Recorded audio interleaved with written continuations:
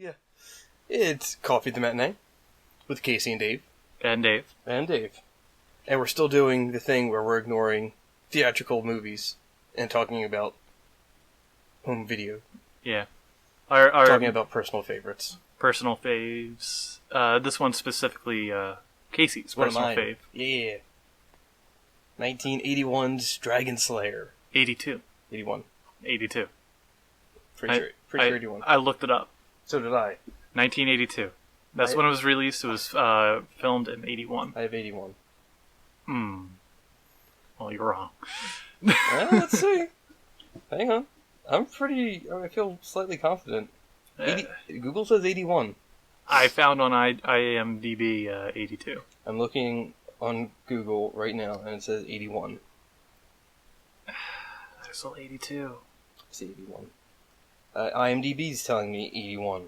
Alright, Wikipedia is telling me 81. Everyone changed their answers from when I watched it on Friday night. Rotten Tomatoes says 81. Roger Ebert, despite him being dead for a while, says 81. Alright, well, add one and say 82. You're fucking wrong, Dave. Oh, you're fucking wrong. I just cited that I'm very not. Well, you know what's not wrong? This movie. No, it's great. It is amazing. Quick synopsis. It's the story of a wizard's apprentice, played by Peter MacNicol, who everybody only knows from Ghostbusters 2. He plays the little, Renfield character to the great Vigo. It's kind of like I when I saw him for the first time, and I was like, oh, he looks familiar. I don't know from what, though. Yeah, so it's a wizard's apprentice that gets tasked into completing his master's final mission to kill a dragon, as per the title says. Dragonslayer. Well, that's the name of the weapon he tries to use, but yeah. Well, yeah. But yeah, it's a great little spin on fairy tales and the hero's journey. Yeah, it's pretty solid. Yeah, effects-wise, it's really great. The performances are all pretty great for an 80s sword and sorcery movie. Yeah. It was one of my favorites growing up, and getting to revisit it now, I'm amazed it holds up. Unlike Clash of the Titans, which I love. I love Clash of the Titans. I haven't seen that one. It doesn't hold up as well as an adult. There's an 80s version of that? No. Or just like the original Clash of the Titans. From? Like the Clash of the Titans. From the 2000s? No. What Clash of the Titans? The original, you dick. Is it the 80s? I want to say it's the 70s. It's the same thing. But anyway, my frame of reference for most 80s special effects. 81. Look at that, 81. Oh, all right. But yeah, also from the 80s. It's because that's still the era of a lot of stop motion. Yeah. That you see in this. It didn't feel like stop motion to me. Because technically it's not. Okay. It was the first use of what was known as go motion. Hang on. I have the definition of it. Okay. So parts of the model, so the dragon, were mechanized, and then the movements are programmed by a computer. And that's what causes that, and while it's being filmed, that motion blur that's happening is intentional and adds to giving it a slightly more realistic look. That's insane. So as opposed to the stop motion where it's just models and just the shutter by shutter by shutter, it's computer generated, almost literally. So it's like some of the first pieces of computer animation. Or computer enhanced animation. Yeah. And that's insane. There's something like a dozen different models of the dragon that are used. So there's a 40-foot one. Yeah. That's used to glide around. Admittedly, that's the weakest part of the movie is where you see her flying around. I don't even remember that. That doesn't hold up as well as some of the other effects, but there's the puppets and the head. The puppets. Let me talk about that for a hot second. They're great. The first time we see anything hinting at a dragon, in the very beginning, and you get the tail and the... I got genuinely kind of creeped out by it. It was amazing. It plays like a decent horror movie. Yeah. Especially when the princess gets thrown into the dragon's lair. And she gets fucking eaten. Spoilers. It's been out for like 30 years. No. 80. 40. Yeah. Are you sure? Yeah. 80, because 2000 would be 20, 2010, and then next year it'll be 39. Yeah. So 30-ish. Sure. Technically, yes. But yeah, just the puppets for the dragon babies, and then just the dragon herself. Yeah, the puppeteering and special effects, I think, is what really makes it stand out above most other 80s movies. Because my frame of reference... At least for that genre. Yeah.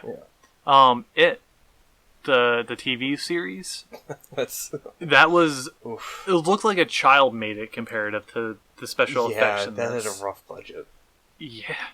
That had a real rough budget. If you want to call it a budget. Yeah, but just look at it. What gets talked about more? You know? Yeah, true. What gets more pop culture time? I mean, this is severely underappreciated, and it's crazy because the dragon, Vermithrax, she gets credited by a lot of directors as being one of like the best dragons of all time. Yeah, like Guillermo del Toro says that's his favorite dragon. Yeah, I buy it. And it's crazy. Great. But she's awesome. Yeah, she's mean. She's cruel. She's just so spiteful and vindictive. She could rule a country very well. Yeah. Very Margaret Thatcher. Yep. But even like usually like 80s you kind of associate with like camp and kind of not like stellar acting. Yeah. I thought it was pretty decent. This has moments of camp. I mean, obviously. Yeah, like when Peter McNichol tries to do his little magic tricks. It gets a little campy.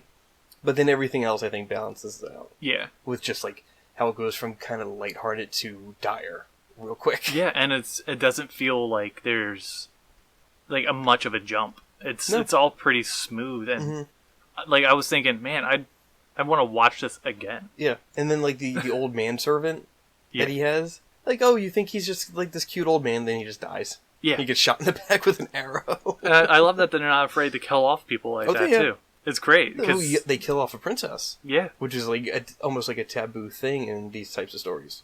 Yeah. Actually, that reminds me, like, initially I was like, oh great, this is another, like, damsel in distress type movie. No. Hero needs to save the princess. Right. But then you get the blacksmith's daughter. Yeah. Who's probably more capable than the hero, which is becoming like a familiar trope. Yeah. And this was done in 82. 81. Alright, let's cut the crap. Look, fuck and just say 82. Let's not, because I'm right. Because I popped out multiple sources that said 81. But yeah, I mean, like when did Frozen come out? Because that's the one that's kind of popularized as really like cementing a couple of years ago, right? A strong female character in the leading position. Is that 2015? 2016? 2013, I think, because it was 2014 when I went to Disney last, and they had Frozen stuff going on there. I don't pay attention to any of that shit. I honestly don't know. But I think it was like 2013-ish. That seemed a while ago. Yeah, it's 7 years, and Frozen 2 is coming out end of November. Yeah, because we just got the Frozen toys and books at the store. Yeah. Gonna be going to see that. Maybe do a coffee at the matinee. Oh, we can have Frozen coffee that day.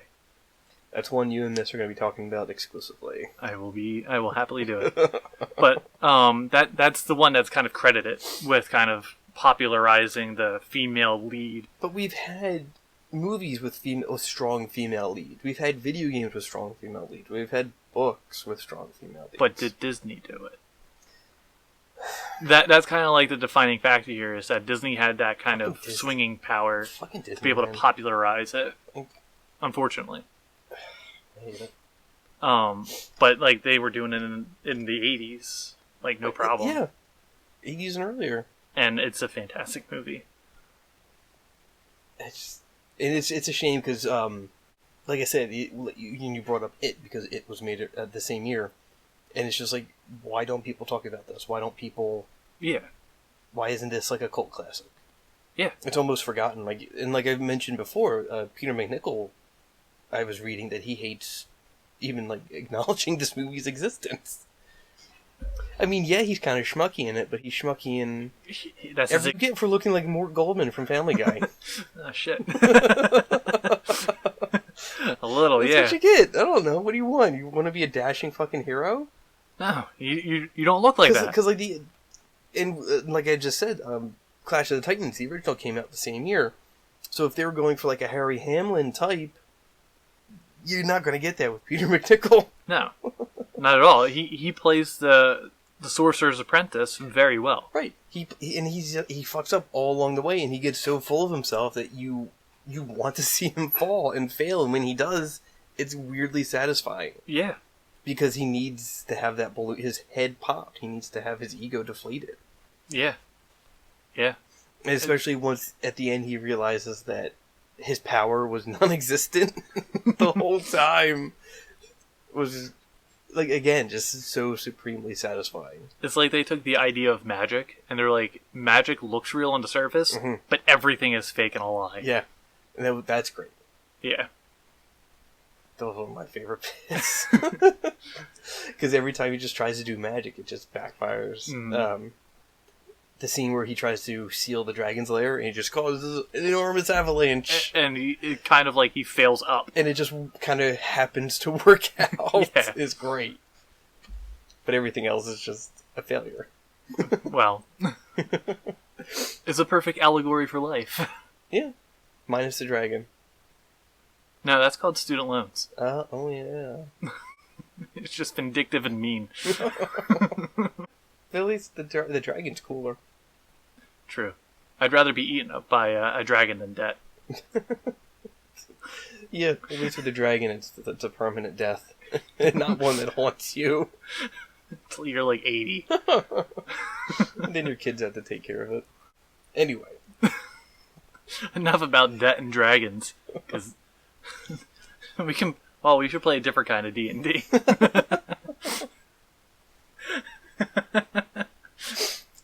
Oh, no thank you. No thank you. Because I play it in real life. I would totally be McNillans. Or McNill, however the fuck you say his name. McNichol? McNichol. So it sounds like You were way off. It sounds like a toy you get at fucking McDonald's. A McNichol. Like a blind box, you know. You hope to get like a McQuarter. But you just get a McNichol. Or a McPenny. McNichol. McNichol. Ba-da-ba-ba-ba. McNichol. McDime. That's about it. There's not really a name for the 50-cent piece, is there? Nah, McHalfway there. I don't like that. Neither do I, but that's a thing. Anyway, we've digressed. Was there anything you didn't like about the movie? I mean, not really. Okay. I mean, like, I took into account that it was made during the 80s, so I kind of took everything with a grain of salt. Yeah. But I think if they were to remake it shot for shot today, like, just taking the script and just updating, like, the graphics and the special effects and stuff like that, it would still hold up very well. No. Because then you would lose a character. You would lose the dragon. True. That's a big piece of it. Yeah, just like the effort and the attention to detail they put into her face. Then let's just say if Jim Henson were to jump on and they were to remake it. It would look too cute. Because, like, you see a Henson puppet, you see Dark Crystal, you see stuff from Labyrinth, and you know it's Henson. True. Yeah, there's a signature. Yeah. I'd be interested in seeing a modernization of it, possibly. But I don't think it's popular enough for it to happen. No, it's kind of died off in public knowledge. Or that might just be a good reason for Del Toro to maybe do it. He kind of already did, because when he made Pacific Rim, do you know the story of Pacific Rim, like the story in the movie? No. It sounds like another coffee at the matinee. About Pacific Rim? Yeah. We could. I haven't seen it yet, one of my favorite movies. Give me like a quickie.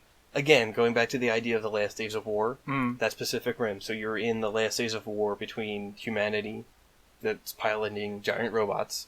Okay. Versus interdimensional monsters that are coming up from this weird dimensional rift in the Pacific Ocean. Pacific Rim. There you go. Perfect. So, throughout the movie, there's just monsters being thrown out of this rift, and towards the end of the movie, there's one final, like, boss monster, if you want to call it, and the way it rises out of the rift is exactly the way Vermithrax rises out of that little gorge. Okay. Yeah, when she's facing down the priest, who, by the way, that priest is Ian McDiarmid, Emperor Palpatine. Yeah, I thought he looked familiar. But yeah, that sequence is like almost just shot for shot is Vermithrax coming out of the pit. There's so many familiar faces in this movie. It's literally those two. That's it. But I mean, everybody else is nobody. But I did recognize except for the wizard. The wizard, he's an English actor. Yeah. The old gentleman who got shot in the back with an arrow. Yeah, he's an old guy. You've seen a lot of stuff. Yeah, I recognize him as like a background character here and there, a side character here and there. The princess, her face looked familiar for some reason. I couldn't figure out why. It could just be who she is. Maybe, because I knew nobody in this movie except for Ian McDiarmid and Nick Nicol. But it was just like, it just felt familiar. So I don't know. I digged it. I couldn't really find too much wrong with it, considering it was made in the 80s. I feel like that's not like a good reason to hamstring it, though. I'm not. It's just like the only thing that I would really be super nitpicky about would be like special effects, but there was limitations. And I feel like aside from that one scene of her flying, there's really I feel like there's not much complaint with the special effects. I think it's all great. And it's very innovative for the time, too, learning what they did with the computers. It adds a level of scale and almost and this almost sense of realism. Yeah. Because it's not just like a thing that they're reacting to. It's not just a tennis ball hanging down for reference. Yeah. There's a leg, there's a tail, there's an actual fucking head coming out that they're looking at. It's physical, and I feel like that's a huge part of movies that it's missing. Yeah, you know, there's everyone's in fucking suits with balls attached. Yeah. Hey, Avengers! Looking at you. Everything's a green screen nowadays. Which, don't get me wrong, I do enjoy computer effects. Yes, but it gets to a point where it's just soulless. Yeah. R.E. the Marvel movies. And I also think it was either The Hobbit or Lord of the Rings. No, Hobbit. Which one did Ian McKellen say he was like getting depressed because he wasn't acting alongside anybody? It was probably the Hobbit movies. Because it was all green screen and screen tricks. Yes. Because at least for Lord of the Rings, I'm not a huge fan of Lord of the Rings, but at least there's the effort that Peter Jackson put into location. Mm-hmm. And into the special effects, because it won awards for the effects. Oh, yeah. No, Hobbit movies were done so quickly and so junkily. Yeah. That they had to do the green screen stuff. And that's just what happens. Is just you don't need people.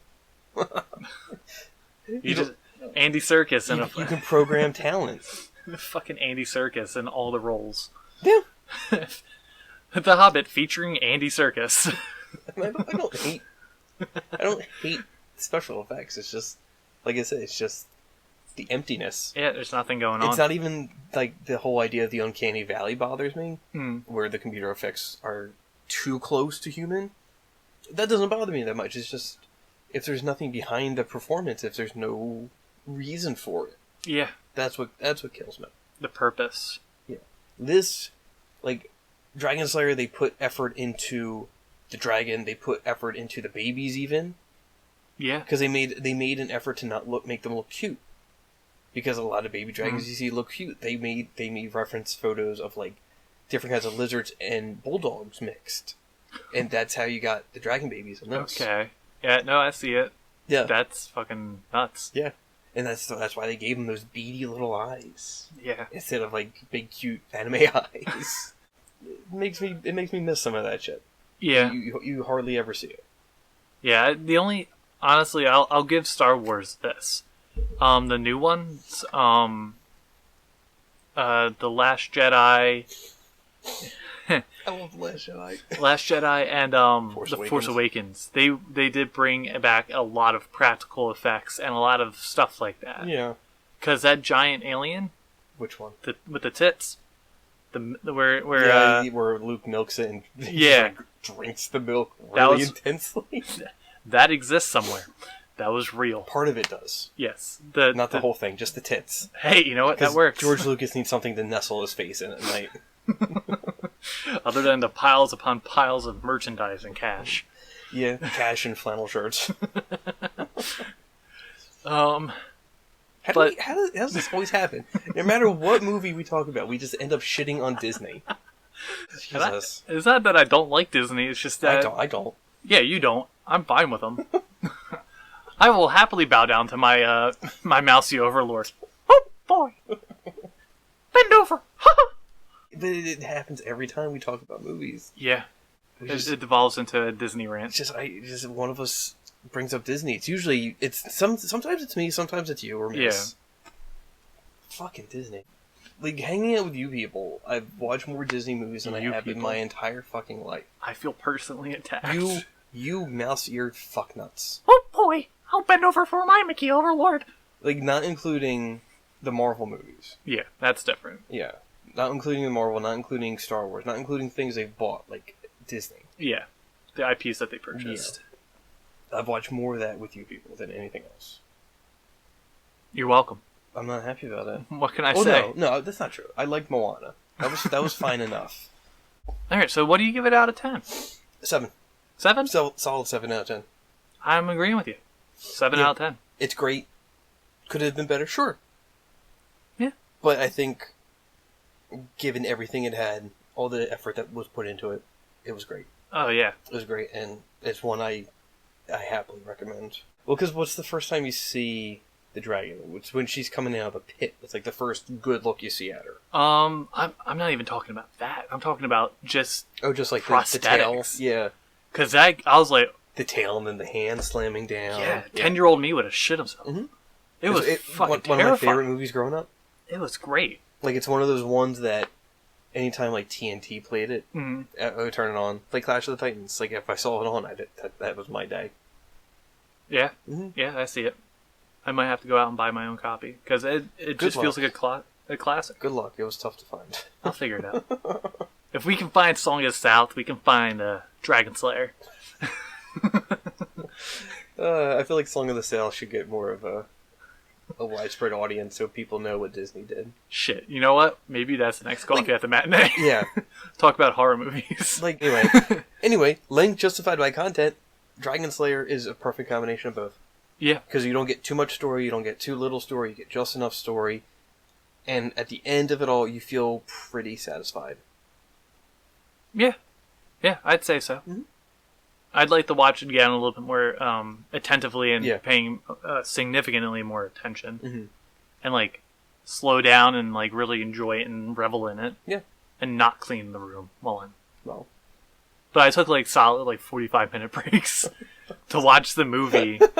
Because I would sit down and be like, I'm going to take a 5-minute break. And then I get sucked in. And I'm like, crap, I got to finish cleaning. Yeah. But, yeah, I give it a 7 out of 10 as well. It's delightful. And it's great for all ages. Yep. If you like what you hear, like, subscribe, share with your friends and family, because Dragonslayer is just that fucking awesome. It's great.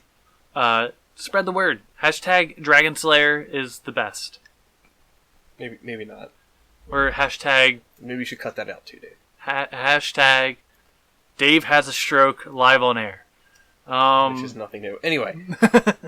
But you heard all that. Like, follow, subscribe. There's movies you want to hear us talk about. Comment down below. Tell us on Twitter. Tell us on Facebook. Mostly Twitter. Yeah. Twitter's easier. Follow us on Twitter.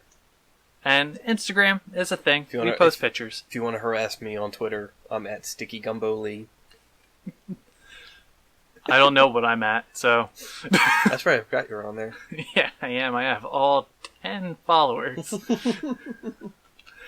But I retweet a lot of crap. So on the Struggle City Twitter, so you'll see my name pop up every so often. I do a lot of shit posts.